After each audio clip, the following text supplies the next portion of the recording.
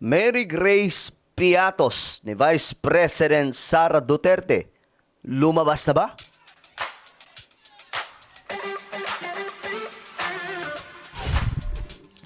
So mga sangka, ito na nga. May update po tayo tungkol po dito sa Mary Grace Piatos na ito. Kasi nga po, nagpapatuloy po ang impeachment trial kay VP Sara at may mga naibulgar na naman po mga sangkay na hindi po malaman po natin kung ito po ay totoo o hindi.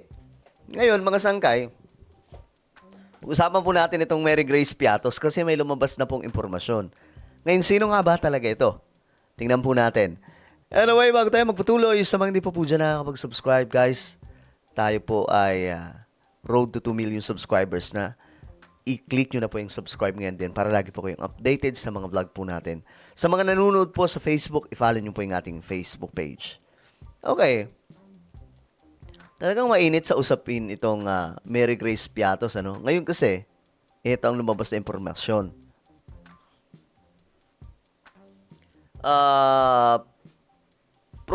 Prosecution Counsel Lorna Kapunan presented several acknowledgement receipts bearing the names and signatures of the supposed recipients of cash advances from the office of the Vice President's confidential funds with amounts ranging from 50,000 to as much as 295,000 pesos.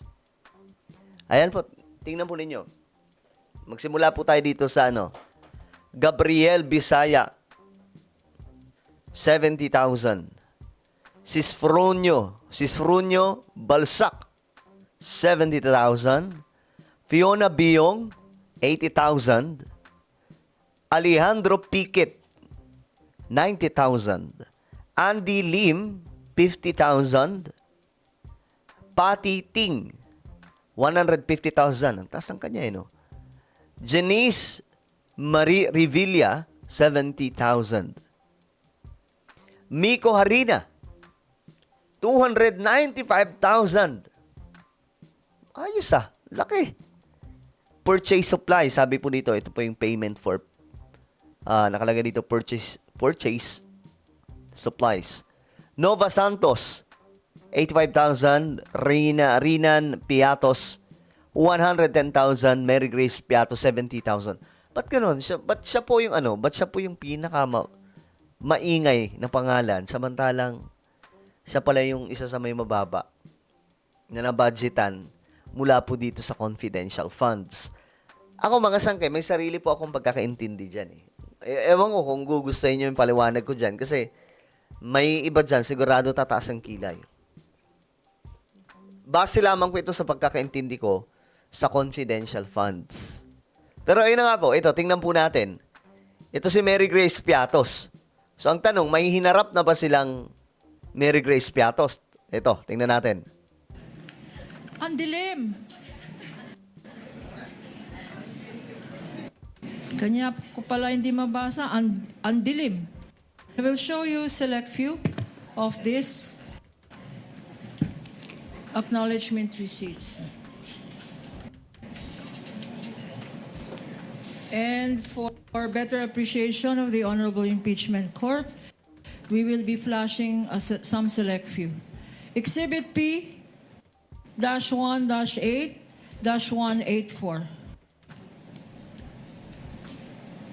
Showing to you, Mr. Witness, this exhibit. It is an acknowledgement receipt in the name of Mary Grace Piatos for the amount of 70,000 pesos. Please. Ayun. Peruse this document and tell us 70,000 pesos. if this is among the acknowledgement receipts that you said you received and evaluated based on the submissions of the Office of the Vice President. Ayan 70,000 received by Mary Grace Piatos. Okay. Ayan po mga sangkay. May pirma Piatos. Okay.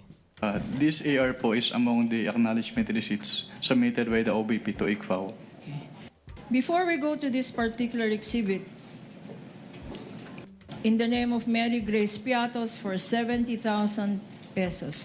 Tell us, Mr. Witness, ano ba talagang ibig sabihin ng acknowledgement receipt? Well, kapag sinabing acknowledgement, actually wala siyang provision dun sa joint circular, pero ito kasi ay parang proof of na-receive noong payee yung binayad sa kanya. Mm.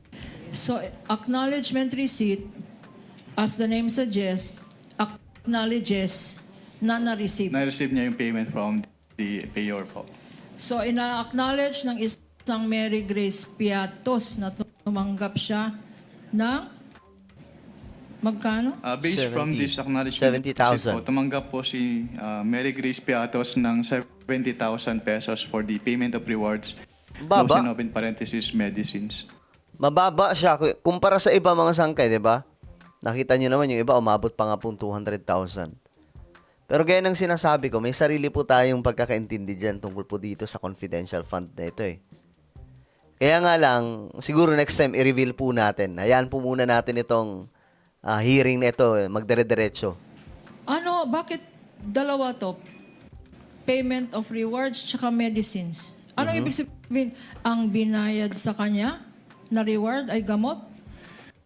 Hindi ko po ma-determine based on this document alone po. Baka. Kaya po kami nagpapasubmit ng additional documents.